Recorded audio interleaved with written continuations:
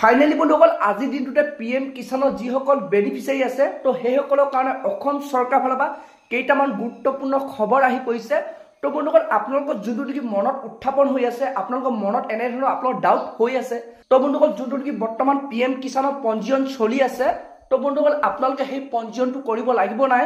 তো যোনটো নেকি বৰ্তমান অসম চৰকাৰৰ ফালৰ পৰা খবৰ আহিছে যে আপুনি সেই পঞ্জীয়নটো কৰিলে আপোনালোকে কি লাভ কৰিব, আৰু যদি আপোনালোকে সেই পঞ্জীয়ন নকৰে তো আপোনালোকে চৰকাৰৰ ফালৰ পৰা কি সুবিধা আপোনালোকে লাভ নকৰিব।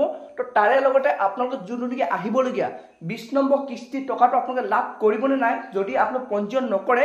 আৰু লগতে বন্ধুসকল পিএম কিষাণৰ আপোনালোকৰ যোনটো 20 নম্বৰ কিস্তি টকাটো আপোনালোকে কেতিয়া লাভ কৰিব, তো আপোনালোকৰ চৰকাৰে কেতিয়া তো প্ৰদান কৰিব। তো বৰ্তমান সেই ফাইনেল তাৰিখটো ঘোষণা কৰা হৈছে, কোনটো মাহৰ কোনটো তাৰিখত আপোনালোকে সেই টকাটো লাভ কৰিব। তো বন্ধুসকল যোনটো কি বৰ্তমান অসম চৰকাৰৰ ফালৰ পৰা খবৰ আহিছে, তো বন্ধুসকল আপোনালোকে মই সবিশেষ জনাম। তো আপোনালোকে সেইটো কাৰণে ভিডিঅ'টো একেবাৰে স্কিপ নকৰাকৈ আপোনালোকে চাই থাকিব। আৰু লগতে যদি আপোনালোকে মোৰ চেনেলটোত নতুনকৈ ভিজিট কৰিছে, চেনেলটো লাইক এটা কৰিব, পাৰিলে ছাবস্ক্ৰাইব কৰিব, লগতে আপোনালোকে বেল আইকনটো অন কৰি দিব। তো যেতিয়া এনেধৰণৰ নতুন নতুন খবৰবোৰ, নতুন নতুন ইনফৰ্মেশ্যনবোৰ আহি থাকিব, প্ৰথমে আপোনালোকে সেই ভিডিঅ'টো লাভ কৰিব পাৰিব। তো এতিয়া বন্ধুসকল আপোনালোকক মই জনাইছোঁ যোনটো নেকি বৰ্তমান অসম চৰকাৰৰ ফালৰ বিগ আপডেট আহি পৰিছে। তো আপোনালোকৰ যিসকল পিএম কিষাণৰ হিতাধিকাৰী আছে, তো সেইসকলৰ মনত উত্থাপন হৈ আছে। তো বন্ধুসকল আপোনালোকে যদি পিএম কিষাণৰ সেই যোনটো পঞ্জীয়ন বৰ্তমান চলি আছে, যদি আপোনালোকে পঞ্জীয়ন নকৰে, তো তেতিয়াহ'লে বন্ধুসকল আপোনালোকে সেই টকাটো লাভ কৰিবনে নাই।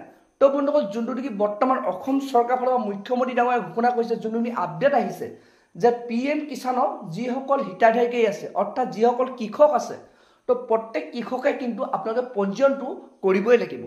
যদি আপোনালোকে পঞ্জীয়ন নকৰে, তো তেতিয়াহ'লে কিন্তু বন্ধুসকল আপোনালোকে সেই পিএম কিষাণৰ আহিবলগীয়া 20 নম্বৰ কিস্তি টকাটো আপোনালোকে লাভ নকৰিব। নতুন পুৰণা কোনো কথা নাই, তো সকলোৱে আপোনালোক পঞ্জীয়ন কৰিব লাগিব। যদি নকৰে আপোনাৰ নতুন পুৰণা, তো আপোনাৰ সকলোৱে আপোনালোকে পিএম কিষাণৰ টকা লাভ নকৰিব। তো তেনে ক্ষেত্ৰত বন্ধুসকল আপোনালোক অতি সোনকালে আপোনাৰ পিএম কিষাণৰ আপোনালোকে পঞ্জীয়ন কৰি লওক। তো বন্ধুসকল আপোনালোকে পঞ্জীয়ন কৰিব হ'লে, তো বন্ধুসকল আপোনালোকৰ ওচৰৰ যিকোনো আপোনালোক কৃষি কাৰ্যালয় বা আপোনাৰ CSC চেণ্টাৰৰ পৰা আপোনালোকে অতি সহজতে আপোনালোক পঞ্জীয়ন কৰিব লাগিব। তো তাৰ কাৰণে আপোনালোকৰ মাটি ৰেকৰ্ড এটা লাগিব, অৰ্থাৎ মাটি জামানবন্দী কপিটো লাগিব।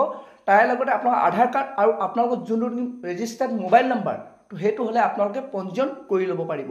তো বন্ধুসকল আপোনালোকে সেইটো কাৰণে দেৰি নকৰিব, আজি আপোনালোকে গৈ CSC চেণ্টাৰ বা কৃষি কাৰ্যালয়ত গৈ আপোনালোকে পঞ্জীয়নটো কৰি লওক। তো এতিয়া বন্ধুসকল আপোনালোকক মই জনাই আছোঁ যোনটো পিএম কিষাণৰ 20 নম্বৰ কিস্তি টকাটো আপোনালোকে কেতিয়া লাভ কৰিব। তো বন্ধুসকল যোনটো নেকি খবৰ আহিছে, যোনটো নেকি আপডেট আহিছে তো অসম চৰকাৰৰ ফালৰ পৰা, তো আপোনালোকে এই চলিত মাহৰ অৰ্থাৎ জুন মাহৰ লাষ্টৰ ভাগলৈ তো সেই টকাটো লাভ কৰিব। কিন্তু বন্ধু কোনো তাৰিখ ফিক্স কৰা নাই। তো যোনটো নেকি বৰ্তমান আপডেট আহিছে যে জুন মাহৰ তো 20 তাৰিখ আৰু 30 তাৰিখৰ ভিতৰত আপোনালোকে সেই টকাটো দিয়া হ'ব। আৰু যেতিয়া বন্ধুসকল ফাইনেল তাৰিখটো ঘোষণা কৰা হয়, তো অসম চৰকাৰৰ ফালৰ পৰা, তো বন্ধুসকল আপোনালোকক মই সবিশেষ জনাম যে কোনটো তাৰিখত কোনটো মাহত আপোনালোকে সেই টকাটো লাভ কৰিব। তো বন্ধু তাৰ কাৰণে আপোনালোকে চেনেলটো লাইক এটা কৰি দিব, পাৰিলে ছাবস্ক্ৰাইব কৰি থ'ব, লগতে আপোনালোকে বেল আইকনটো অন কৰি দিব। তো যেতিয়া এনেধৰণৰ নতুন ইনফৰ্মেশ্যন আহে, নতুন খবৰ আহে, প্ৰথমে আপোনালোকে সেই মোবাইল ফোনটোত মোৰ ভিডিঅ'টো লাভ কৰিব পাৰিব। তো বন্ধুসকল আজি ভিডিঅ'টো ইমানতে ৰাখিছোঁ।